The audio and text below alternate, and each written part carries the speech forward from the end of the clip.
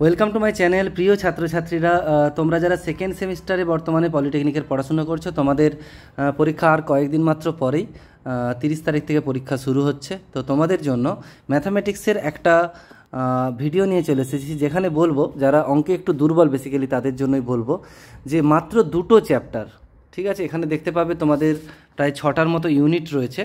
Unit 1, unit 2, unit 3, 4, 5, 6, 6টা unit রয়েছে। তার মধ্যে তোমরা যদি দুটো ইউনিট খুব ভালো করে নাও, জাস্ট দুটো ইউনিট খুব ভালো করে করতে হবে কিন্তু ওই দুটো ইউনিট, তাহলেই কিন্তু তোমরা মিনিমাম পাস মার্কসটুকু পেয়ে যাবে। 24-এ তোমাদের পাস মার্কস, 60-এর মধ্যে 24-এর বেশি পাবে, কম না। এই দুটো ইউনিট কিন্তু খুব ভালো করে নিলেই পাস মার্কস তোমাদের এসে যাবে। দেখে নাও কোন দুটো ইউনিটের কথা আমি বলছি। তবে এই দুটো ইউনিট যারা করবে, অন্য কিছুই যারা করবে না, তারা অবশ্যই এই দুটো ইউনিটের অনুশীলনীর সব কোয়েশ্চেন করবে এবং তার সাথে সালে যত কোশ্চেন পড়েছে সেগুলো দেখে নেবে। তাহলে কিন্তু তোমাদের এখান থেকে পাস মার্কসটা এসে যাবে। দেখো কোন দুটো ইউনিট বলে দিচ্ছি। প্রথমত ইউনিট 1, ডিটারমিনেন্ট ম্যাট্রিক্স। এবং যে দুটো ইউনিট বলবো সেই দুটো খুব ইজি এবং তাড়াতাড়ি করে নিতে পারবে। 3-4 দিন যদি একদম অঙ্ক না করে থাকো, তবে 2-3 দিন প্র্যাকটিস করলেই মোটামুটি এই চ্যাপ্টারগুলো করে ফেলতে পারবে। প্রথমত ডিটারমিনেন্ট ম্যাট্রিক্স, এখান থেকে মিনিমাম হয়তো দুটো দাগ আসবেই। এখানটা খুব ভালো করে নিও। এবং এখানে দেখবে ডিটারমিনেন্টের কথা যদি বলি, চায়স রুল আছে, ক্র্যামার্স রুল আছে, এই দুটো থেকে আসার চান্স খুব রয়েছে। তার সাথে ম্যাট্রিক্সের যে সমস্ত প্রবলেম, অর্থোগোনাল ম্যাট্রিক্স, ম্যাট্রিক্সের inverse, cofactor, minor, singular matrix কাকে বলে, তারপর তোমার কিছু ম্যাট্রিক্সের অপারেশন দিয়ে কিছু অঙ্ক রয়েছে, সেই অঙ্কগুলো করলে কিন্তু তোমাদের ফার্স্ট ইউনিট যেটা বললাম অনেকটাই মার্কস এখান থেকে চলে আসবে।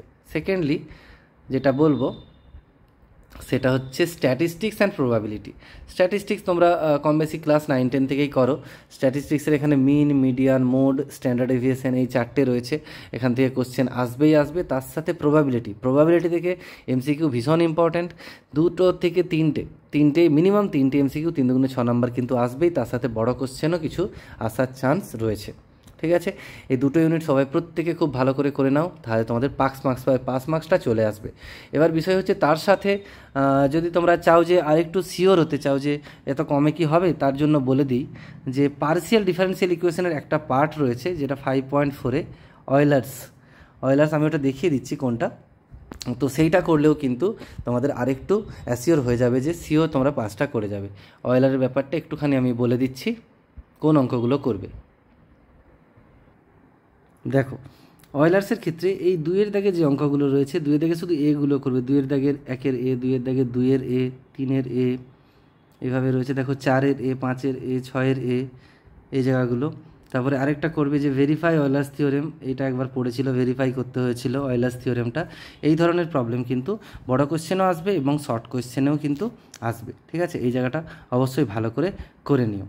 চলো ভিডিওটা এখানেই শেষ করব, আর কিছু সাজেশন ভিডিও নিয়ে কিছুক্ষণের মধ্যেই আসবো। ভিডিওটা এখানেই শেষ করি। সবাই খুব ভালো থেকো, ভালোভাবে পড়াশোনা করো।